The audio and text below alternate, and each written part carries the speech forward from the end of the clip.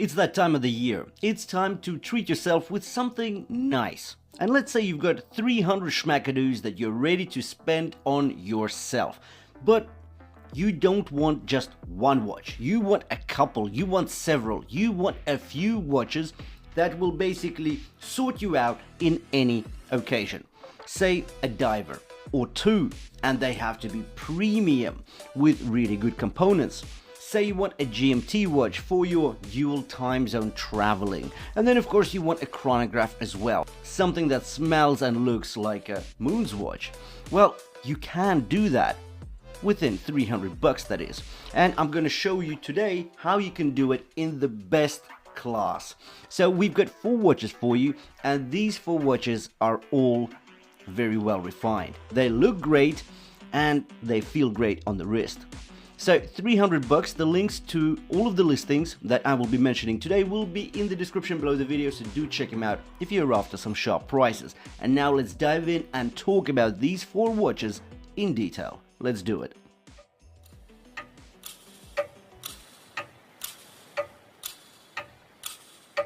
First up is the Seasnn Sub 600T, and it does look breathtaking. The diver watch aesthetics are the next level.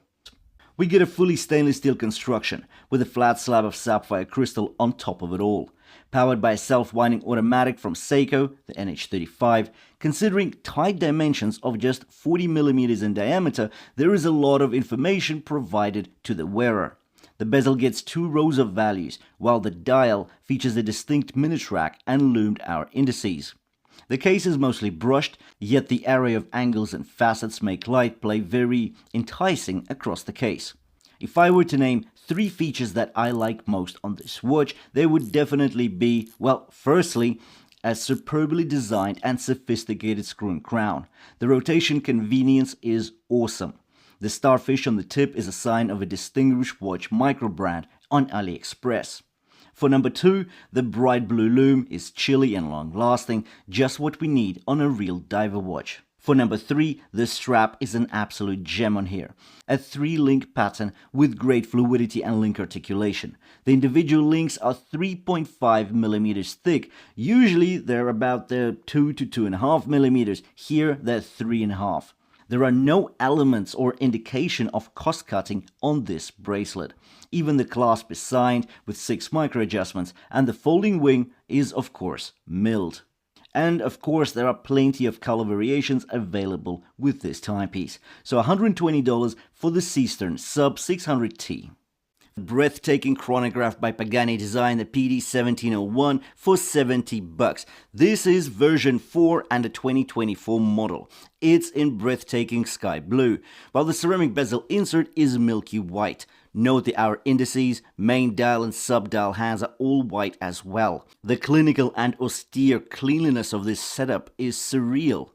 Not only is the PD1701 a visually striking watch, it's a functional daily wearer with many strong points. For example, it features a boxy sapphire crystal. It's not too tall, yet distinctive enough for a classy look. The piece gets 100 meters of water resistance, warranted by a screw and crown and a screw-down case back. There's a milled and signed clasp with 3 micro adjustments. The watch is a complete stainless steel construction, both with the 3-link bracelet and the case. In regards to the dimensions, we get a diameter of 42mm, a lug-to-lug length of 48.5, a height of 14mm, and a lug width of 20, tapering down to 18mm at the clasp. The watch is powered by hybrid quartz movement, the Seiko VH63, meaning the sweep in seconds hand that's set off by the chronograph function gets 0.2 seconds precision. $70 for a multitude of dial and bezel colors combinations available. We'll go to a quartz GMT watch for $40, and it is the Addiesdive AD2036. I could play the pretentious game and call out the fact that it is powered by Swiss movement, yet it's just the Ronda 515 and there's nothing too flash about it. Still, the heritage is solid enough. The stainless steel piece has been sold tens of thousands of times in the last 2 years. It has been presented on AliExpress, but the value we receive is undeniable even today. In regards to the dimensions, we get a diameter of 40mm, a lug-to-lug length of 47.2, a height of 12.3, and a lug width of 20mm, tapering down to 16 at the clasp. It sits very snugly on my 6.5-inch wrist. The inspiration of the watch is clear as day with the distinctive hand tips, wide-set lugs, ensuring assertive setup of the watch. The 24-hour steel bezel is brushed while the outer edge is polished. Most of the case is brushed actually, but the bevel between the flanks and the lug hoods is also polished, adding light play and reflections. This GMT is a sport watch after all, so 200 meters of water resistance are warranted by a signed screw-in crown and a screw-down case back. The only relative shortcut on the piece is a mineral boxed crystal, yet it's offset by a luxurious stainless steel bracelet with decent tolerances and good link fluidity. The clasp is signed, gets 5 micro adjustments and a milled wing. For $40, quite remarkable value here. We'll turn our attention to a Willy the WM194. This is my favorite in this collection so far. It's a brave move for WM, moving in with the big boys, homaging an iconic and complex piece. Do you know the model is homaging? So this bad boy here is actually homaging a Zenith Revival DeFi model. And that is a superb watch, but it costs around $7,000. But the orange highlights, the blue or black dial here, they're striking. The full setup here, the precision of this case is just so strict. And the bezel action of this unidirectional 120-click bezel is insane. It is so precise. The white threading is super cool. It's very convenient to hold. Even the white threading, they are very notchy, these threads. And it's just wow. Very nice, very clicky, very metally, but most importantly, there's hardly any playback, and that is just awesome cool. As I've just mentioned, it is offered with a black or blue dial. The orange highlights provide a sporty yet sophisticated appeal. This is a true diver with a boxed sapphire crystal. The crystal is flat, just a millimeter or so above the ceramic bezel.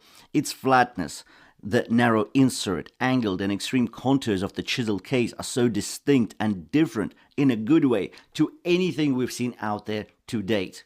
We get 200 meters of water resistance, warranted by a screw-in crown and a screw-down case back. The bezel rotation is so consistent and heavy, and once again, it's just so precise. There is no backplay.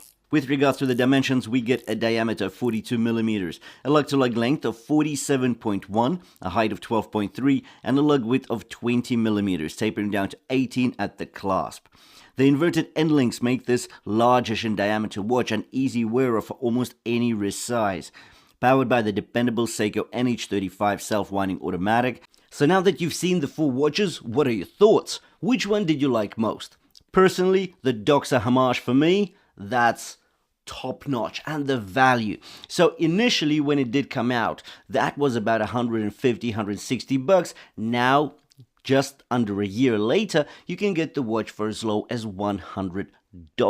Well, maybe 110 if there's like no discounts around. And then of course the WM. Wow. Now that homage is super special indeed. And again, another $100. And then for another 100, you get yourself the Moon's Watch homage by Pagani design. And personally, I love that sky blue design, that boxed sapphire crystal. That looks absolutely amazing, astounding, and so forth. And then of course we get ourselves a quartz GMT watch. Now there we get mineral crystal. Unfortunately, yet the dome of the crystal, the refinement of the watch, and the luminosity that we get from Addiesdive, superb. And altogether $300, and we get those 4 watches.